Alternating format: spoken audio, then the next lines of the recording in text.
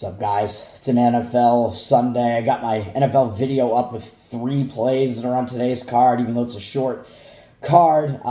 The market is looking pretty good as far as like the 3 sides are concerned, although Indianapolis, I didn't really expect. They're up to +3, +3.5 even. I took a bad number on that.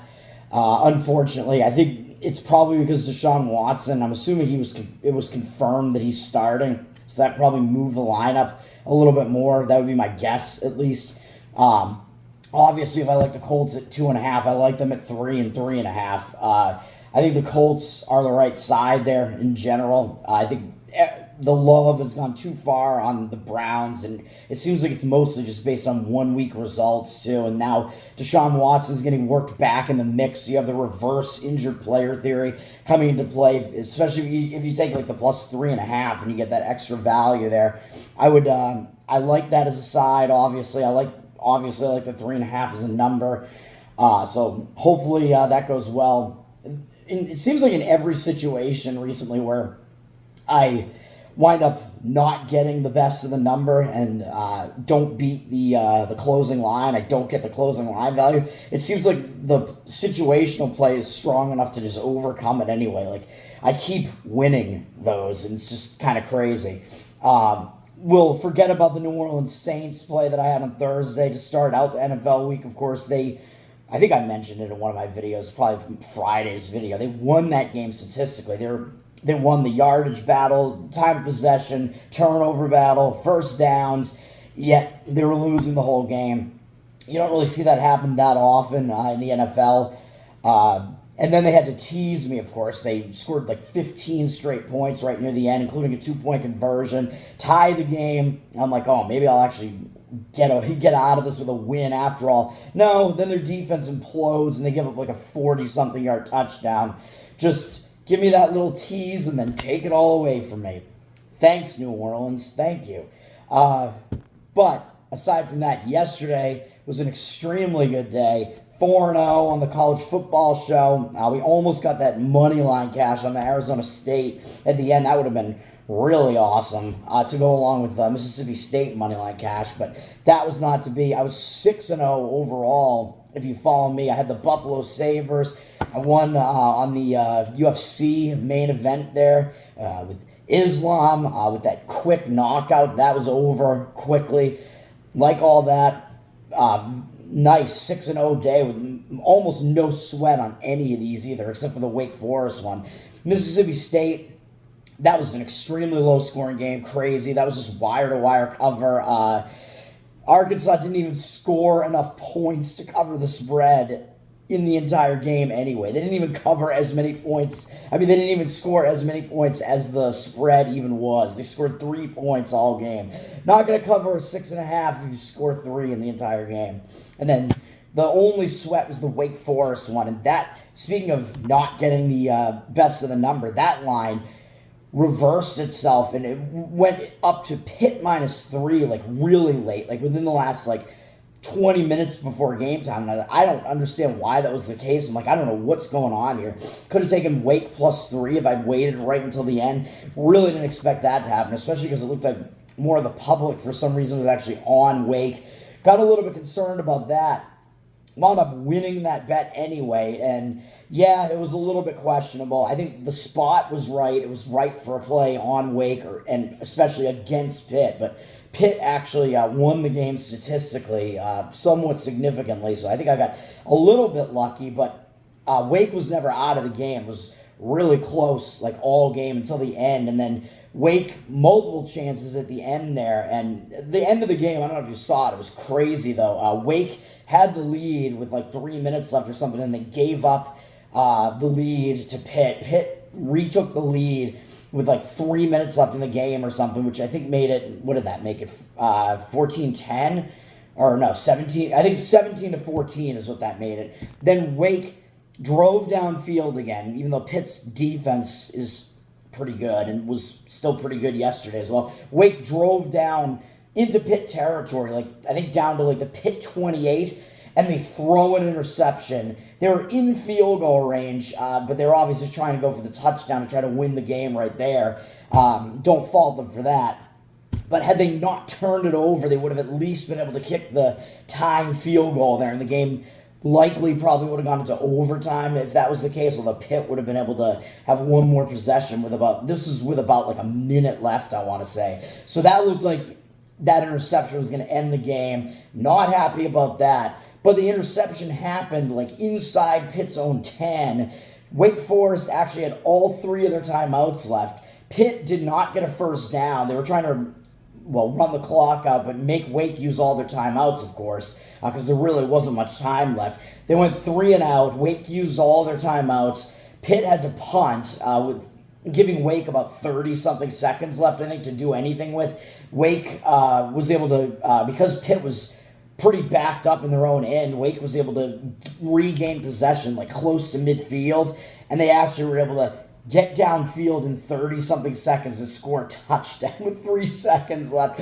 Win the game. Yeah, baby. So we had that. The Oregon-Washington State game, I guess, was a little bit of a sweat for a little bit of amount of time, and the Washington State was within the number for almost the entire game. Oregon couldn't quite get separation. Oregon did score to push the lead past 20, I think, one time.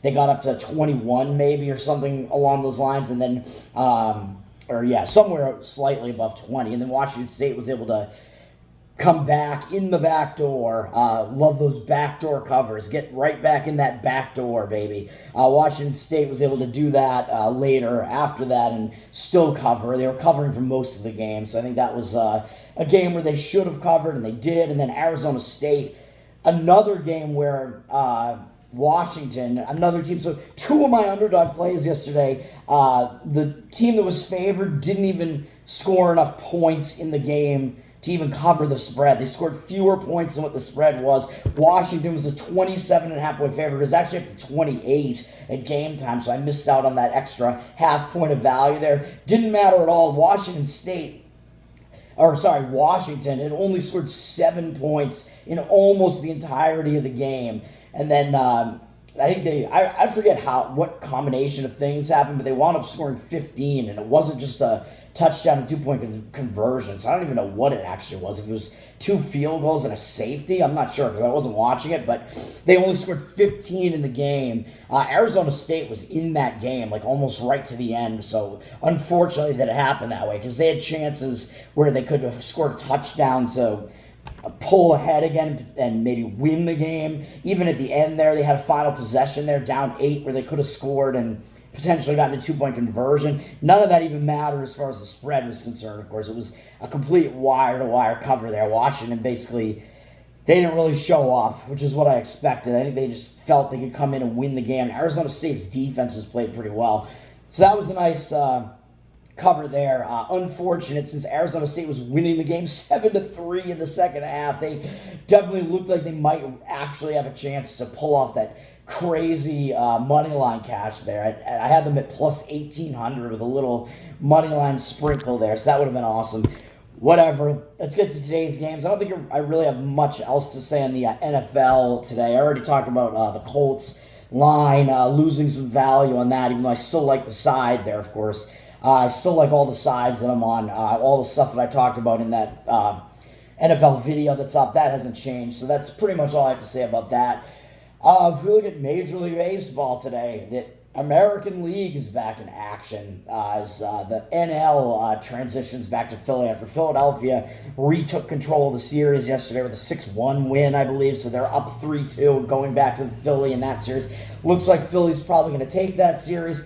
And in the AL, which we have today, Houston is in a similar situation now, though they had fallen down 0-2 at home, and then they won all 3 games at Texas. Now this series returns back to Houston with a day off yesterday. Houston now with the 3-2 lead. In the market, it looks like they've gone down from a minus 118 to a minus 114 favorite, which is interesting because that line is almost telling you that in this situation with this pitching matchup and whatever, that Texas is actually a slightly better team because Houston's like not even getting the full home field advantage, I wouldn't say, in that line. That seems a little weird to me. Houston's got 52% of the tickets, but 64% of the cash, which that discrepancy makes it look like there are some larger bets on Houston. There's some conflicting signals that I'm seeing here on this game. I weigh these starting pitching matchups fairly heavily, especially when the bullpens are both kind of in a decent situation and intact, which is the case here because they had yesterday off, so their bullpens have had a day to rest. This pitching matchup is the same as it was in Game 2 of the series, I believe. This is now Game 6. This is Nathan Eovaldi against Framber Valdez. Nathan Eovaldi in that game, in Game 2, did much better than Valdez did. If we look at that game, Texas wound up winning the game 5-4, but Eovaldi had 9 strikeouts, 1 walk, in 6 innings. Only gave up 5 runs, but he gave up 2 home runs. So it wound up being... he gave up 3 earned runs in 6 innings. Still a very good start for him. And without those home runs in there, it would have been one of his best starts, maybe of his career, probably. Very, very good start, which kind of surprised me because, as I'll talk about in a minute, his numbers lifetime against Houston's hitters are really not good. So he had a really good start in that game. The 9-1 strikeout ratio, and really most of the damage that was done against him was on the home runs. Framber Valdez has actually been really bad in the playoffs so far in 2 starts. He was awful in that game. He went 2 2/3. Even though he had 6 strikeouts and 1 walk, so that tells me he did have some semblance of control, but it seems like he was putting way too many pitches right over the plate because he got knocked around, even though he gave up fewer home runs than Eovaldi in that game, 1 instead of 2. But he only went 2 2/3, and he gave up 7 hits, 5 runs, 4 of them earned. Really got knocked around. And his other start in the playoffs against Minnesota, who's a much less potent offense than Texas is, was also really not good. And it was a very similar stat line, although he went 4 1/3 instead. And in the playoffs overall, the season so far, he's gone 7 innings and given up 14 hits, 10 runs, and 9 earned runs, and 4 walks. That is awful. He's put 18 men on base in 7 innings in the playoffs so far. I don't know what's up with him. I mean, his stats on the season have been good. He's been on Houston for multiple seasons now and pitched in the playoffs before. Has that experience. I don't know if he's struggled this much in previous postseasons. I haven't really looked into that, but all of that is not good for Valdez at all. It's kind of crazy. Valdez overall against Texas is not as bad. 266 opponent batting average against them, although 44 strikeouts, 19 walks. That's not really that great. And this is including that playoff start that he just had against them too. So the strikeout walk ratio is a little questionable. 266 opponent batting average is okay, and that's in 203 career at bats. So Texas has been able to hit him decently, but Eovaldi, his stats are worse against Houston, and then Valdez's are against Texas. He's got a 296 OBA lifetime against Houston and 169 at-bats and 36 strikeouts and 17 walks. Excuse me, that's really not good. Really bad strikeout-walk ratio there, too. Also kind of surprising, his stats on this season have been good, but career-wise, I think his numbers are significantly less impressive than Valdez's are, and he's older than Valdez. And his OBA against Houston was above 300 prior to the previous postseason start that he made here, and he was able to drop that below 300. But I don't know, man. He's coming off like such a really good start. You could take that one of 2 ways, really. You could say that he's like in the zone right now. He's really seeing things. He has like good strikeout walk ratio. His command is really good. Or you could say that was such like an up game, like a big effort for him that he might regress a little bit in this start, especially given what his stats look like lifetime against Houston. That might be the case for Eovaldi, whereas for Valdez, you might actually say, well, Valdez might actually... he's better than what his performances have been in the playoffs so far, and he might be in line for more of a bounce back, especially because in that previous start he had 6 strikeouts and 1 walk, which shows that his command was kind of there, but he was throwing pitches that were too hittable, basically, that were getting too much of the plate, and he was getting knocked around that way. So I would actually lean to Valdez in the starting pitching matchup slightly, just because I weigh the entirety of their history more significantly than I would weigh that one start that they had. And people might look at that one start and think that there might be a little bit of value in Texas here. think that that's less the case, but I really don't have a strong lean in this one at all. This one is tough to predict, and Texas is, of course, literally in a must-win now, so they might be in a situation where they're going to like just pull out all the stops and be ready to do whatever. If I was going to play this game at all, even though I don't want to do this either, I think the best way to look would actually be to the under. The line on the total is 8.5. It looks like 74% of the tickets are on the over, but only 51% of the cash on the over. So that kind of indicates that there are some bigger bets taking the under. And my reasoning for doing that would be that it's an elimination game, so both teams are probably going to show up as far as like focusing on their pitching and on their fielding, etc. And the bullpens have that day of rest that they had yesterday, so the bullpens are in a situation where they're kind of intact, so you might get some better relief pitching in this game. And you could argue that both starters are in decent shape here, even though Valdez has been struggling. His numbers against Texas are okay, I guess, but his strikeout-walk ratio has still been good recently. Stats on the season were good. Eovaldi's stats on the season were good, even though his numbers suck against Houston. He had a really good start against Houston and previously in the series, and his strikeout-walk ratio in the playoffs has looked good as well. So there is an argument to be made that both starters might pitch decently in this game. And you might argue that because the games, this is what I mean when I talk about like the total, as far as like when the totals have been like really high recently, and that makes me like to look to the under. It's because I think that might skew the line a little bit higher because of recency bias, because you've seen all these games going way over the total recently. That might make the total be a little bit higher than it should be otherwise, although 8.5 is not really a high total, but that's what I mean when I talk about that. So I would slightly lean to the under as like the better of the ways to look in this game, but really not strong at all.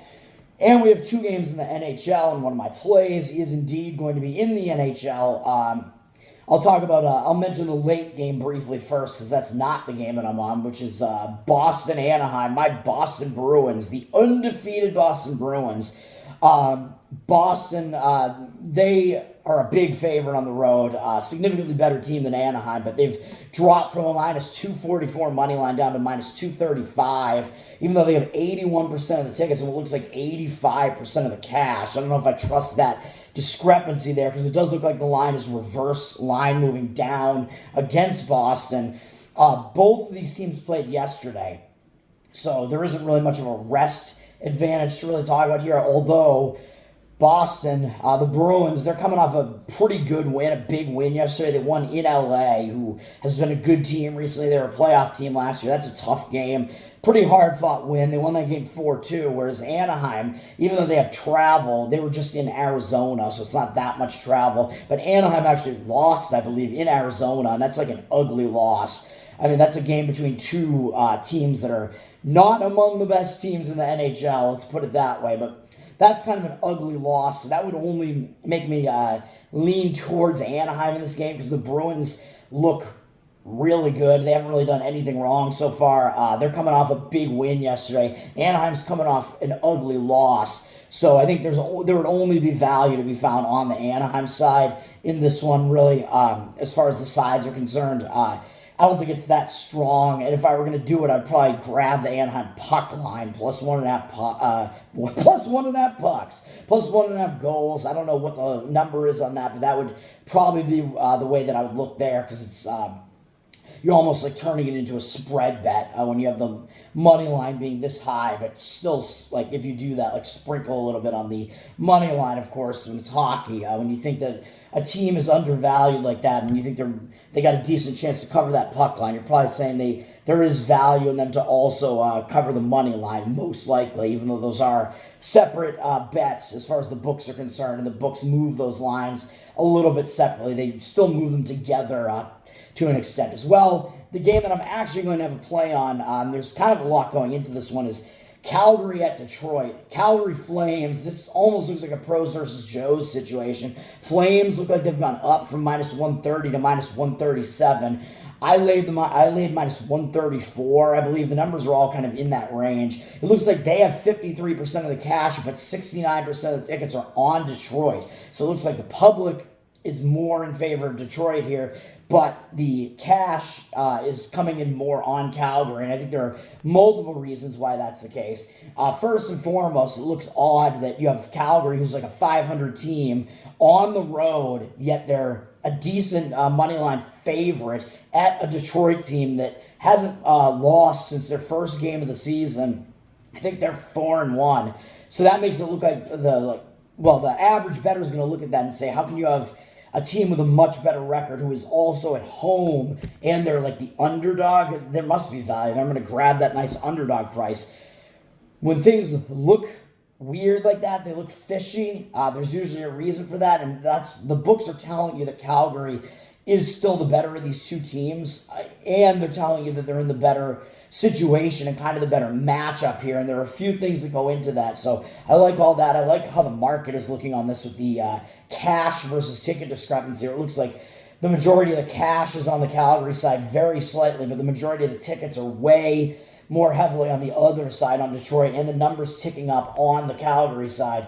But if you look at it, Calgary has not really had that easy a schedule. They played almost the entire season on the road so far. I think they started out with one home game that they won against Winnipeg, who's not a bad team, really.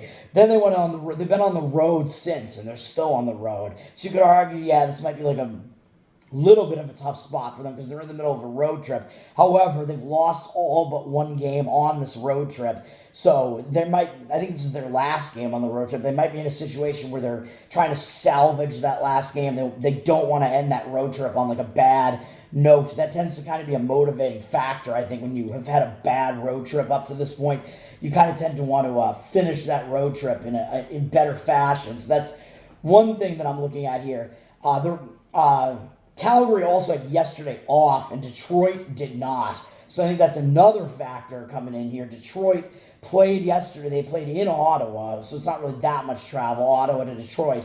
But they did have that game yesterday, so they're on a back-to-back with a little bit of travel. Coming back home, they're on this big win streak right now where it's kind of odd because they've been kind of going back and forth, but their road games have been kind of close. All of these games have kind of been in the same region. They've just been at home in Detroit and then on the road just to Columbus and Ottawa.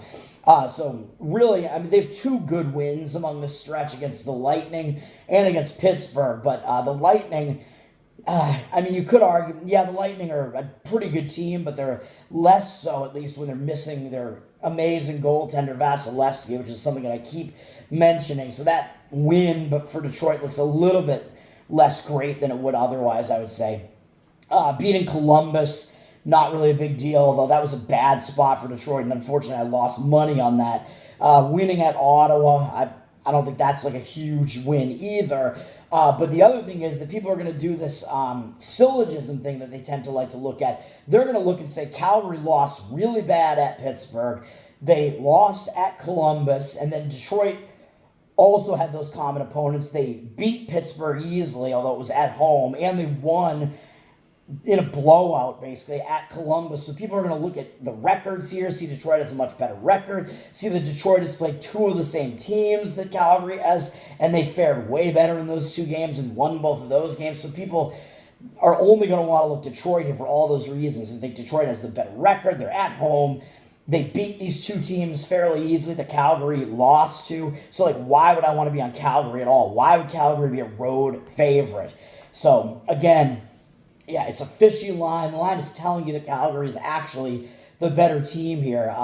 These are all individual results. Like, you're going to lose money if you do that syllogistic thing where you look at the common opponents and be like, Team A beat Team B, so Team B, and Team B beat Team C, so clearly Team A will easily beat Team C. That, like, transitive property thing, no. All these games are individual situations, even though, of course, you have teams that are better than other teams, and that doesn't change very dramatically. Teams remain better than some other teams for sure, but these individual game results, you can't glean like everything from that. You can't just say that like means everything, really.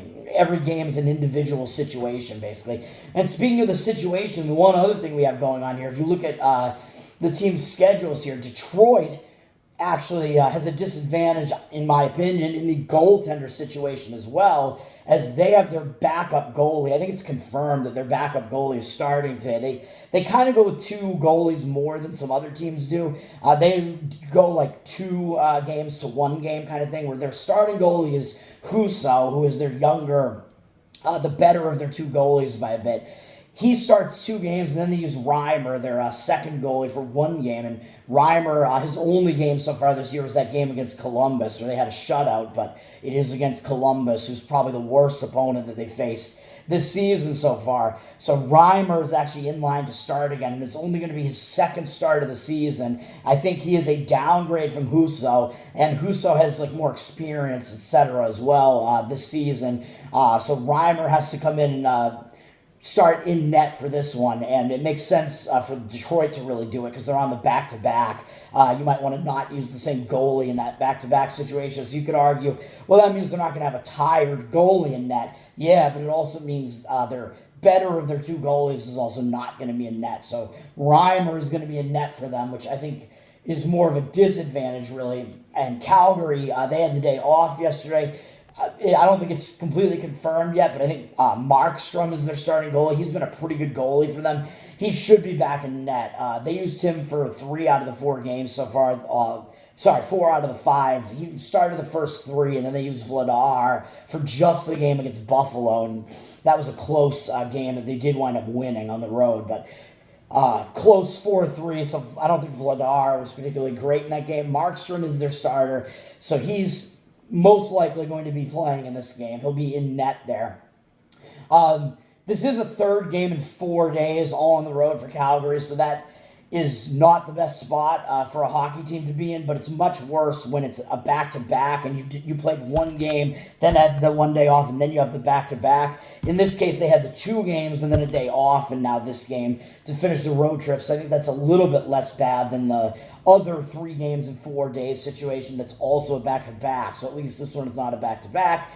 This video has gone way too long. That's an extremely long-winded description of the situation here, but I think it's all important to just explain all the factors that kind of go into this, and it's not as simplified as the Buffalo play that I had yesterday, where I was just like, it's a back-to-back for the Islanders. The Islanders are in a bad spot, whatever. That is the case for Detroit here as well, but there's more going into this situation than on that one.